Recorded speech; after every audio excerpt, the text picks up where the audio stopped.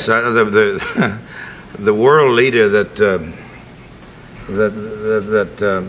really came to nothing, as far as my memory is concerned, was Hitler.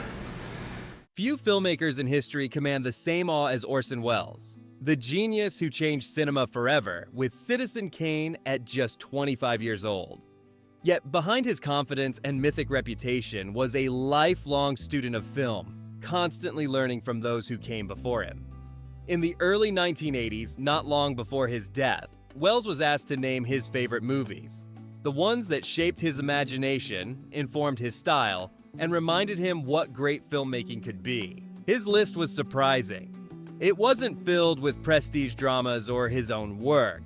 Instead, it celebrated a mix of silent masterpieces, poetic realism, and timeless storytelling. Welles's taste revealed what he valued most: visual innovation, emotional honesty, and human empathy. Today, we'll count down the 7 films Orson Welles named as his favorites, exploring why he loved each one, what he said about them, and how they influenced his approach to directing. Some are silent epics, others intimate character studies, but all share one thing: they show what cinema can achieve when art and heart meet perfectly. So grab your seat. Let's step into the mind of a cinematic titan and rediscover the movies that inspired Orson Welles. Number 7, Nanook of the North, 1922. When Orson Welles compiled his list of favorite films, one choice stood out immediately: Nanook of the North, Robert Flaherty's groundbreaking 1922 documentary about Inuit life in the Arctic. For a director famous for dazzling visual invention and complex storytelling, it might seem surprising that Welles selected such a simple, quiet film. But Nanook represented something Welles deeply admired: truth on screen presented with both artistry and compassion. Flaherty's film follows an Inuit hunter named Nanook, his wife Nyla, and their children as they hunt, build igloos, and survive the harsh northern landscape.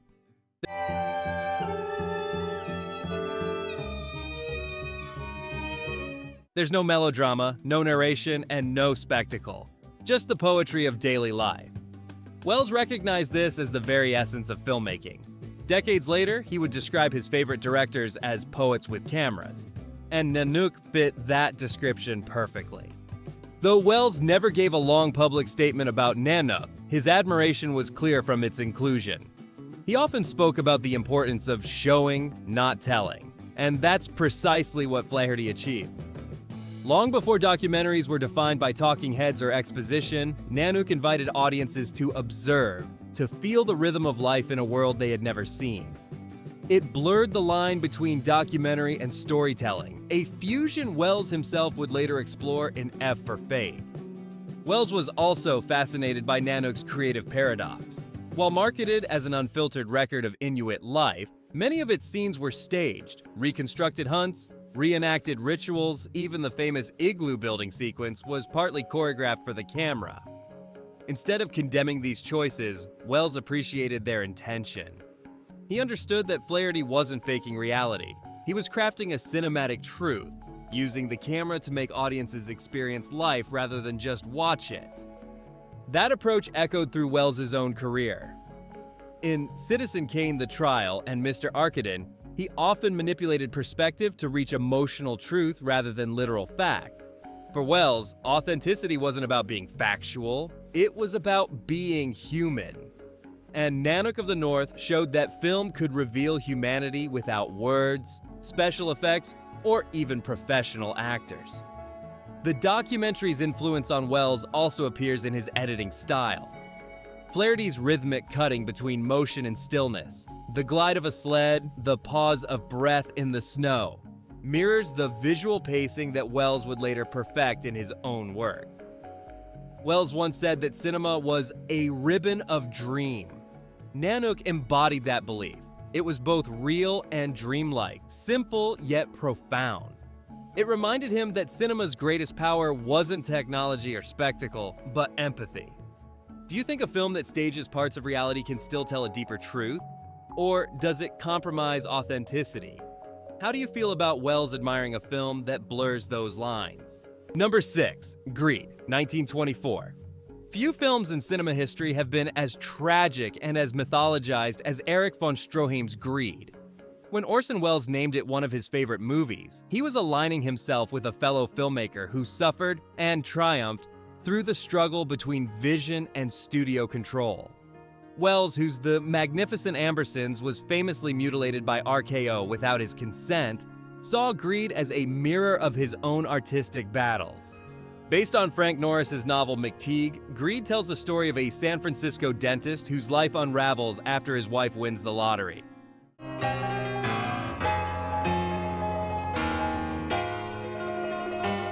What begins as a simple love story descends into obsession, betrayal, and violence, all fueled by money.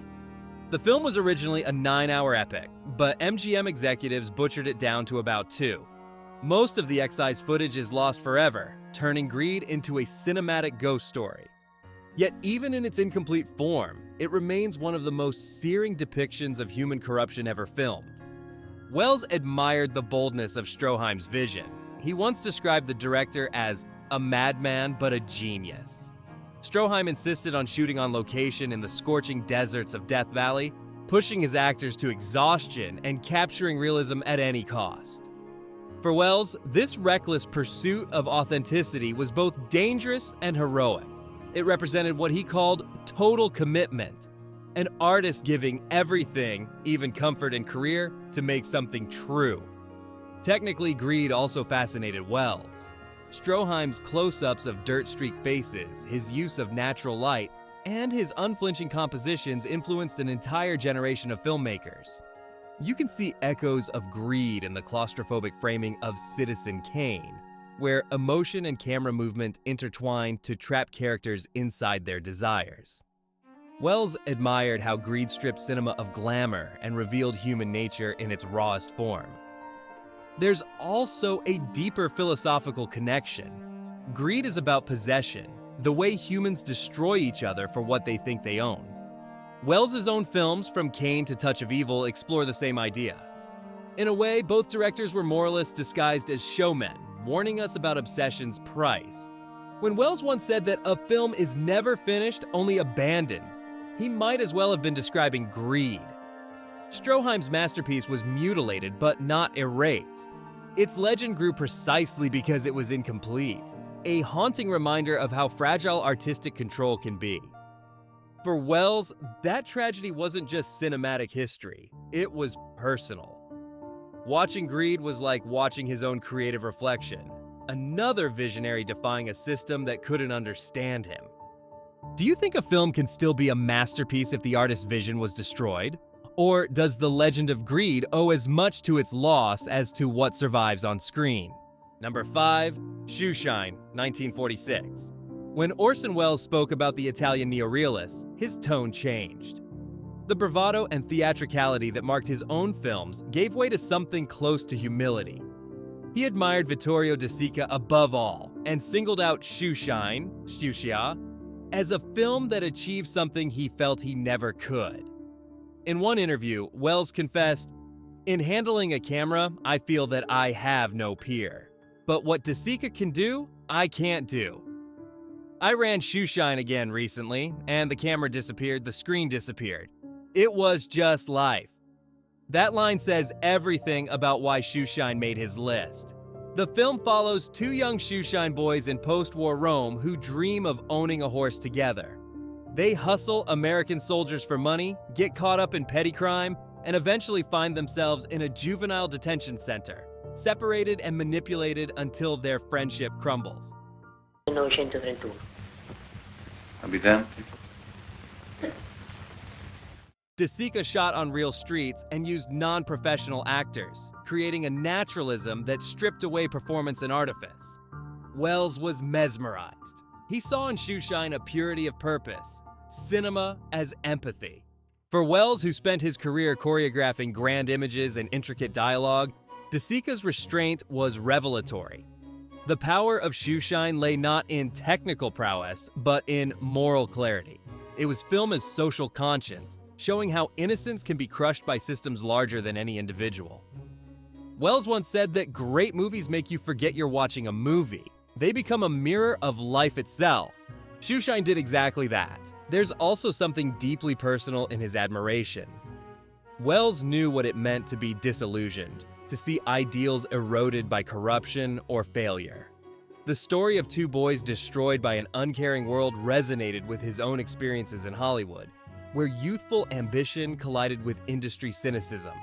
He recognized in De Sica's film not just compassion, but despair tempered by grace.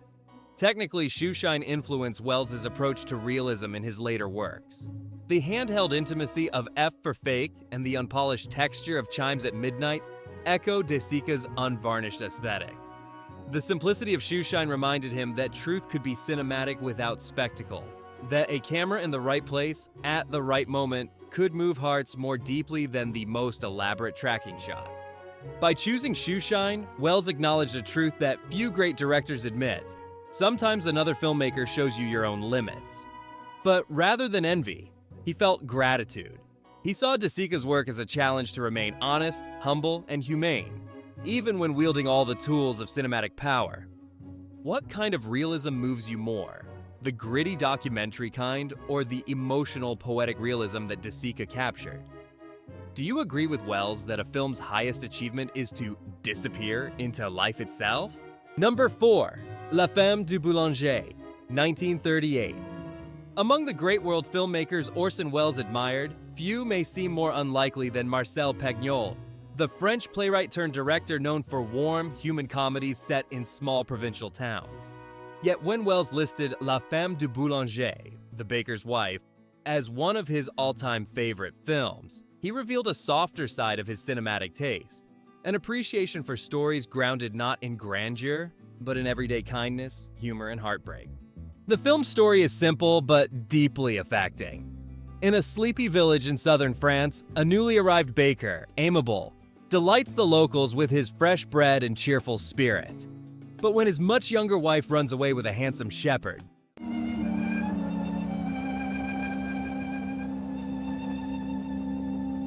Aimable is devastated and stops baking altogether, leaving the entire town without bread. Realizing that their sustenance depends on the baker's happiness, the villagers rally together in a comically chaotic plan to bring the runaway wife back. It's a story about community, compassion, and the fragile dignity of love. Welles admired Pagnol's ability to elevate ordinary life into poetry. He once said that La Femme du Boulanger had everything that great cinema needs: warmth, humor, and a heart big enough for everyone. For Welles, whose own films often dissected power, betrayal, and ambition, Pagnol's unpretentious humanity was refreshing. He saw in the film a reminder that drama doesn't need palaces or politics. It can bloom in the laughter and gossip of a village square. The tone of Pagnol's work also fascinated him.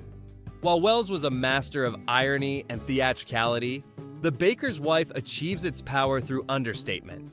Its comedy never mocks. Its tragedy never overreaches. Pagnol directs with a playwright's ear for rhythm and a humanist's eye for detail. You can almost feel the heat of the Provence sun, smell the bread, and hear the chatter of the townsfolk. Welles recognized that intimacy, the sense that cinema could make you fall in love with a place and its people without spectacle. It's easy to imagine why Welles, who grew up moving between continents and later spent his life as a restless exile, responded to the sense of belonging that Pagnol captured.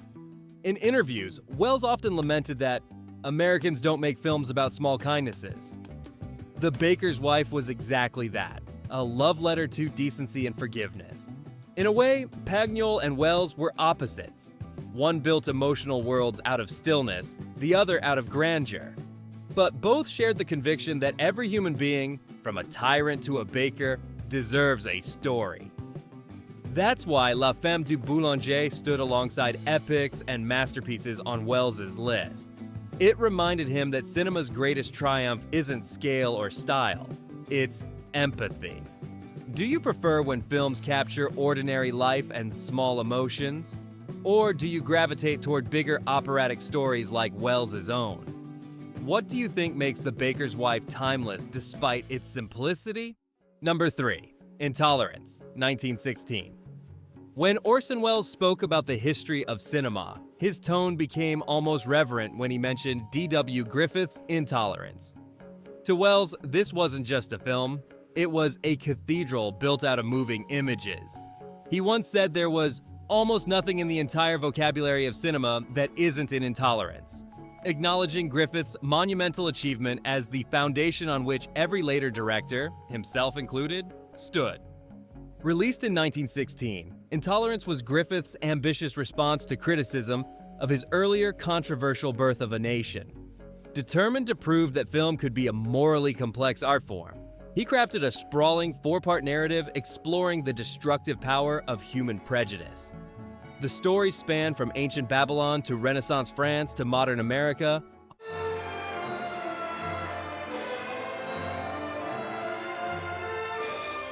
all interwoven through daring cross-cutting and symbolic imagery. It was a film about humanity's failure to learn compassion, a theme that resonated deeply with Welles.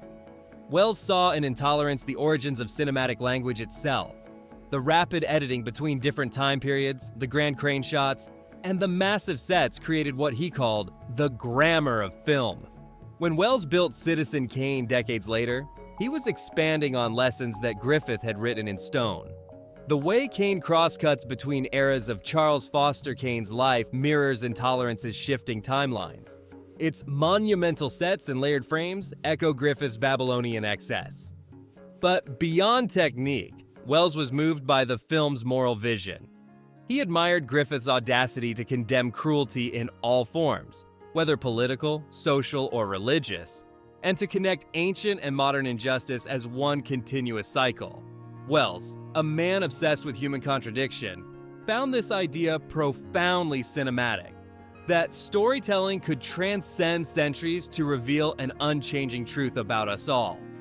There's also a personal reason Welles cherished Intolerance. Like Griffith, he was an artist who believed cinema should be as grand as opera and as emotional as literature. Both men were innovators and outcasts, adored and criticized in equal measure. Welles often saw himself as a tragic heir to Griffith's genius, inheriting his brilliance and his struggles. Watching Intolerance, he wasn't just witnessing film history, he was witnessing his own creative lineage. Even the flaws of Intolerance fascinated him. Its sheer size and melodrama might overwhelm modern audiences, but Welles respected its bold imperfection. Great art, he once said, is often the product of failure. For him, Griffith's film was the beautiful failure that birthed modern cinema, too ambitious to be tidy, too visionary to be ignored. So when Welles included Intolerance on his list, it wasn't nostalgia, it was gratitude. Without Griffith's mad ambition, there might never have been Citizen Kane, The Magnificent Ambersons, or any of the visual storytelling we now take for granted. Do you think modern filmmakers have lost the kind of fearless ambition that Griffith showed in Intolerance? If a director tried to make a film this massive today, would it still have the same emotional power? Or would it get lost in spectacle? Number 2, City Lights, 1931. If Citizen Kane is often called the greatest film ever made, Orson Welles would insist that title belongs to Charlie Chaplin's City Lights. Welles frequently named it as his personal favorite movie, the one that made him believe cinema could express emotion beyond words. For a man known for his mastery of dialogue and radio, that admiration says everything. He once described Chaplin's silent romantic comedy as proof that film at its best doesn't need language, only truth. Released in 1931, City Lights follows Chaplin's beloved tramp as he falls in love with a blind flower girl who mistakes him for a wealthy man.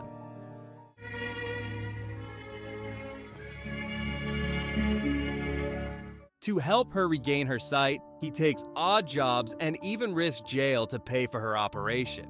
The story is simple, but Chaplin's performance elevates it to something transcendent, a perfect marriage of humor and heartbreak. Welles was fascinated by how Chaplin could shift tone effortlessly, turning laughter into tears within a single frame.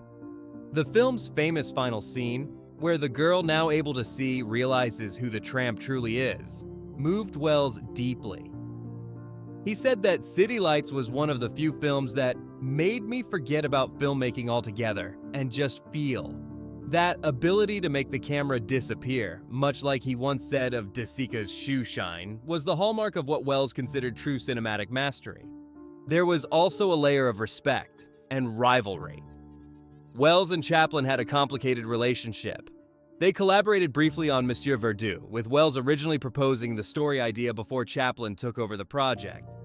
Welles later remarked that Chaplin stole the film, but even through his irritation, his admiration for Chaplin's genius never faded. City Lights represented what he couldn't deny: Chaplin's universal touch. "Everyone in the world understood him," Welles once said, and that's the highest compliment any artist can receive. What particularly impressed Welles was Chaplin's independence. At a time when Hollywood controlled every aspect of production, Chaplin wrote, directed, starred in, produced, and composed his own films, a level of autonomy Welles envied throughout his career. Watching City Lights reminded him that great art often comes from stubbornness, from refusing to let anyone else define your vision. For Welles, City Lights was the rarest kind of movie, one that captured both the essence of cinema and the essence of humanity. It made audiences laugh, cry, and understand love without explanation. "It's not sentimental," Welles said. "It's honest, and that's why it endures." Even in his later years, when asked what film he would show to someone who had never seen a movie before, Welles didn't hesitate: City Lights. Because, in his mind, it was cinema distilled to its purest form. A beam of light in the dark that could make anyone, anywhere, feel something real. When was the last time a movie made you feel deeply without needing words? Do you agree with Welles that silent films like City Lights might actually be more emotional than modern ones with sound and spectacle? Number 1. Stagecoach, 1939. For Orson Welles, John Ford's Stagecoach wasn't just a favorite movie, it was his film school. Before he ever directed Citizen Kane, Welles screened Stagecoach after dinner every night for about a month, each time inviting a different technician, a cinematographer, a sound engineer, an editor, to study how it was made. "It was like going to school," he said. That single film, more than any other, taught him how to direct. Released in 1939, Stagecoach transformed the Western genre from cheap adventure serials into serious cinema. Ford's film follows a group of strangers traveling by stagecoach through dangerous Apache territory. Among them are an outlaw, John Wayne in his breakout role, a disgraced woman, a drunken doctor, and a proud officer's wife. Their journey across the desert becomes a study of class morality and redemption, all wrapped in breathtaking visuals of Monument Valley. Didn't I fix your arm once when you bucked off a horse? Are you Doc Boone? I certainly. Welles admired Ford's precision. Every shot in Stagecoach, he said, was motivated. Nothing accidental, nothing wasted. The camera moved only when the story demanded it. That clarity of visual storytelling became a cornerstone of Welles' own filmmaking. You can see Ford's influence in Citizen Kane's deep focus compositions, where foreground and background action coexist in perfect balance, a visual idea that Welles first absorbed watching Stagecoach. But beyond craft, Welles was inspired by Ford's emotional honesty. Beneath the gunfights and galloping horses, Stagecoach was about human frailty and unlikely heroism. Ford had a knack for making rough men and fallen women feel noble without romanticizing them. That blend of grit and grace resonated with Welles, whose own films often celebrated flawed characters striving for dignity. Welles also admired Ford's treatment of space, how he used landscapes to express emotion. Monument Valley wasn't just a backdrop, it was a stage for myth-making. Ford's wide shots captured both the majesty and the loneliness of the American frontier, a balance Welles would later echo in his own work. Whether it was Charles Foster Kane wandering through his empty mansion or Quinlan pacing the foggy borderlands in Touch of Evil, Welles learned from Ford that environment can reflect a character's soul. Perhaps the deepest reason Welles cherished Stagecoach was its combination of professionalism and poetry. Ford made a commercial studio picture, yet every frame felt personal and purposeful. That duality, art within entertainment, became the dream Welles chased for the rest of his life. In short, Stagecoach was the film that convinced him that cinema could be both popular and profound. When asked late in life which director he considered his teacher, Welles didn't hesitate. "John Ford," he said. By watching Stagecoach, I learned the language of film. Have you ever rewatched a movie just to study how it works? If you could go to film school by screening one film every night, which would you choose? And why? When Orson Welles shared his list of favorite films, he wasn't just naming movies. He was revealing his creative DNA. Each title reflects a piece of what shaped him. The emotional precision of Chaplin, the moral ambition of Griffith, the raw humanity of De Sica, the grandeur of Ford. Together, they form a kind of cinematic autobiography, showing us the roots of a man who reshaped film itself. His choices also reveal what he valued most: courage, sincerity, and innovation. Every film he named broke some kind of rule, whether Griffith's sprawling experiment in intolerance, von Stroheim's defiance in greed, or Flaherty's blending of truth and myth in Nanook of the North. Welles loved boldness, directors who risked failure to chase something greater. It's easy to see how he recognized himself in that. Looking at Welles's list today reminds us that cinema is a conversation across generations.